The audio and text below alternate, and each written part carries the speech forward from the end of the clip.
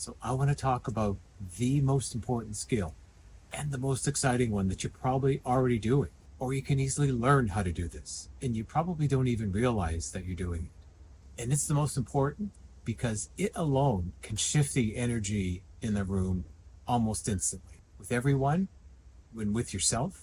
And it's something that's way more lasting than a to-do list or an action plan, or even the good feeling of just getting stuff done. And it's really simple. This thing is about bringing a moment of joy when no one was expecting it, because joy is the opposite of overwhelm. Just think about that for a minute. Anyone can bring joy anytime, even when we feel the world collapsing all around us, because this is your highest level of consciousness. And you have the ability to create it every day. So even if you're in the middle of your hectic day, maybe it's around caregiving, maybe it's around giving meds or trying to figure out behavior problems or other logistics or appointments, even fatigue or just a never-ending day. Even in the middle of all that, you often still find a way to just crack a joke, or maybe even put on a playlist or some tune, bust out a goofy voice that gets a smile. That's what I want to talk to you about today, because bringing the joy is one of the 10 signs that shows that you're nailing this life that you're living. And as I say, it's the most important one, even if it doesn't feel like it. And I want to draw attention to that today, the joy that you're bringing, even when you don't notice it. Because this sign, finding small ways to bring joy, is the most important. I know, I just said that. I know I keep repeating myself, but it really is that important. And I want to point it out. I want to drive home just how much of a game changer it can be. And if you want a list of all these 10 signs, just drop the number 10 in the comments and I'll send you the one pager over. It's free. You can print it out and stick it somewhere where you can see it every day and remind yourself just how well you're doing. Now, I'm not talking about pretending that things are fine when they're not about slapping a smile and just pushing through. That's not joy. That's a performance. That's faking your way through it. What you're doing is different. It's deliberate. It's subtle, almost invisible, and it changes everything. Because when most people are trying to push through the pressure, you decide to change the temperature.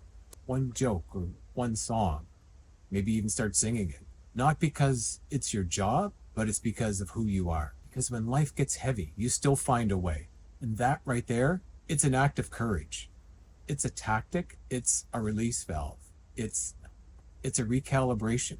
You're offering something up that's light, even without thinking about it. You see, joy doesn't come with balloons or some theme song. I mean, that's obvious, right? But it's just like the Grinch said about Christmas. It came without ribbons.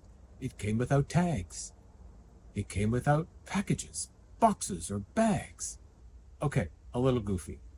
Certainly, joy doesn't seem possible when things are going badly, and when you're stretched too thin, or when everything feels serious, or when the pressure of someone who's counting on you all the time. It doesn't come that way because joy is not something you wait for. Write that down. Joy is not something that you wait for. It's something you plan on purpose in the middle of a mess.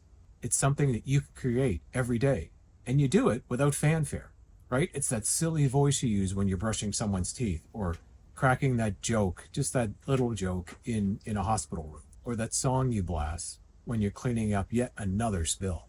These are small things, I know, but they can shift the whole emotional weight of the situation. It's how we survive with the heaviness. You create joy in the crevices. And those crevices matter because that's where the light gets in between the crevices. It's the small cracks between tasks and tension. As I said, it's not forced joy. It's not, let's just be positive energy. It's not that. It's just small acts of presence. And let's be real.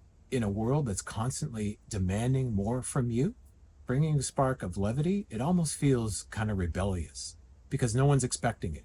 You don't do it to be funny. You do it because that's who you are. And it makes you feel more like you because it lifts you, even just for a second.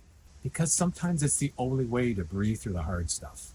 It distracts the pain, doesn't make it go away, and that's okay. It helps balance the weight. And maybe, most of all, it's because you're focused on making something better, even for a moment. And that's kind of strategic, actually. And it's what CARE's all about.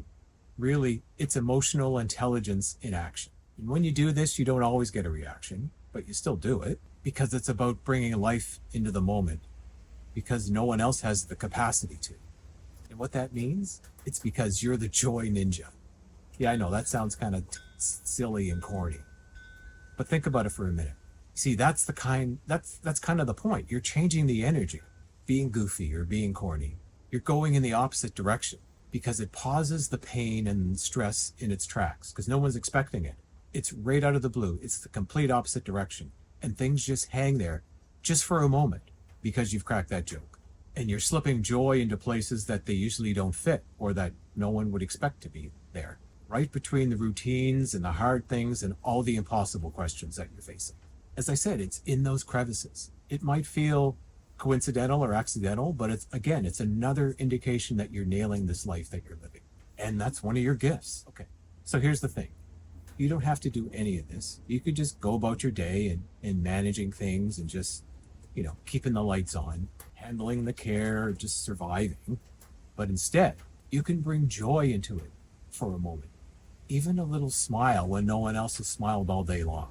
You do it because you know it leaves a mark, because it softens the weight, because it reminds someone else, maybe even yourself, that, there's still light in the room. And that's the thing.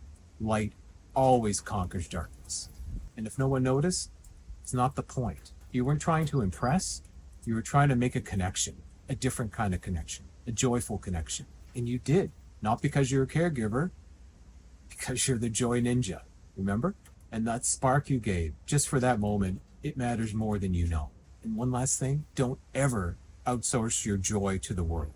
You have the power to bring that joy. So if any of this resonates, as I said, and just drop the number 10 in the comments and I'll send you the whole list of the top 10 signs, of which this is one of them, the most important, as I said. It's the kind of reminder that might change yourself on certain days, especially on those days that no one else does. So keep showing up. You're doing way more than most people will ever know. And have a great rest of your joyful day.